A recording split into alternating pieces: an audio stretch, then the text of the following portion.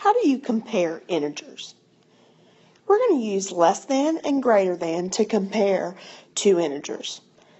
So, first thing I want to talk to you about is remembering the difference between less than and greater than. What I like to do is take my left hand, make an L with it, squash it, and that reminds me of the symbol for less than.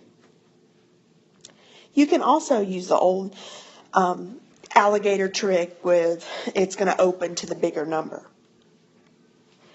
Alright, so I'm going to use a number line to kind of show you where things are and how to compare them. So -7 on this number line is right here, and -3 is right here. Well, -3 is closer to 0, so that means it's the bigger number. So it's going to be like that. -7 is less than -3. Alright, I'm going to do the same thing. I'm going to look at my number line. I have 0 here, and -5 is here. Well, remember, the further right it is, the bigger it is. So 0 is bigger than -5.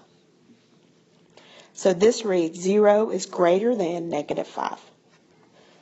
On this one, I have a +3, which is here, and I have a -2, which is here. Well, of course, a positive number is going to be larger than a negative number, so 3 is greater than -2.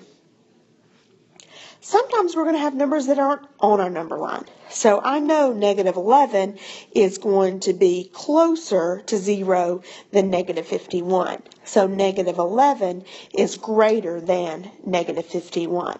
So you're not always going to have a number line. You're going to have to get used to visualizing those numbers in your head and where they would be. Remember, the larger the negative number, really the smaller it is. And that sounds odd, but if the bigger the negative, the smaller it is because the further it's away from 0.